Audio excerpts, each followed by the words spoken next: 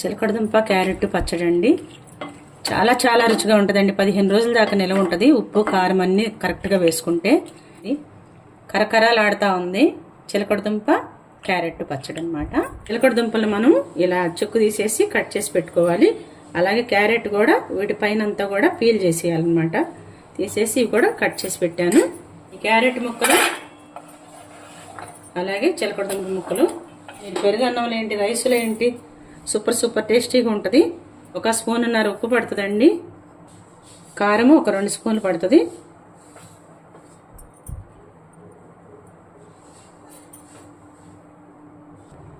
కొంచెం మెంతి పొడి. ఇది మనం అన్ని మిక్సీలో వేసి పెట్టేసుకుంటే చక్కగా చాలా రోజులు వాడుకోవచ్చు. అద్దా కొంచెం వేయాల్సిన అవసరం ఉండదన్నమాట. ఒక 1/2 స్పూను ఆవపిండి కూడా వేస్తున్నాను. పిండి వేసుకుందాము. చాలా ఈజీ అండి. టేస్ట్ కూడా చాలా అదిరిపోయేంత టేస్ట్ ఉంటుంది ఈ పచ్చడి. ఫ్రిడ్జ్లో పెట్టుకుంటే నిల్వ ఉంటుందండి. కరెక్ట్గా ఉప్పు వేసుకోవాలి, నూనె పోసుకోవాలన్నమాట. ఇదంతా కూడా తిప్పేసుకుందాము. 1 స్పూన్ కూడా పడుతుంది. నిమ్మకాయ కూడా రెండు నిమ్మకాయలు పడతాయి అన్నమాట.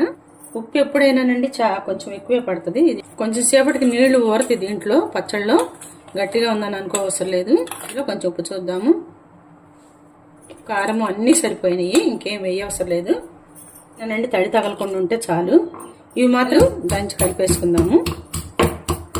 పీల్ చేసిన తర్వాత కడిగేసి గుడ్డబెట్టి తుడుచుకోవాలి, లేదంటే ఆరబెట్టుకోవాలండి. చిలకడదుంపను క్యారెట్ తడిగా మాత్రం ఏది పచ్చళ్ళలో మనం వేసుకోకూడదు.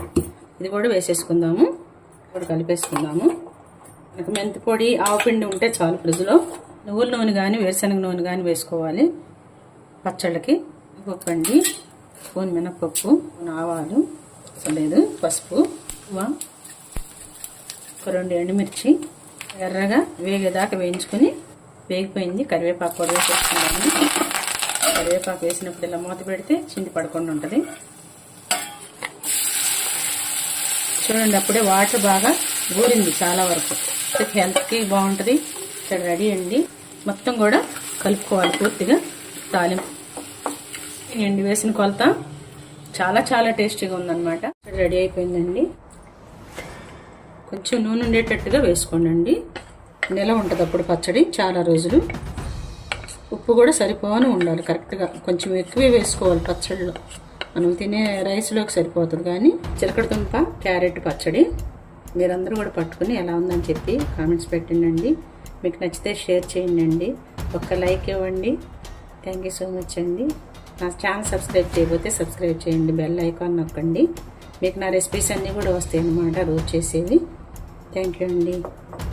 ఎంత బాగుందోనండి పచ్చడి. కరకరలాడుతూ ఉందన్నమాట. మీ దగ్గర ఎర్ర చిలకడ దుంపలు ఉన్నా సరే, తెల్ల ఉన్నా సరే ఇలా పట్టుకోవచ్చు. చాలా టేస్ట్గా ఉంటుందండి. పెరుగన్నంలో కానీ అసలు రైస్లోకి ఎంత బాగుంటుందో. పిల్లలు కరకరలాడుతూ ఉంటే ఇష్టంగా తింటారు.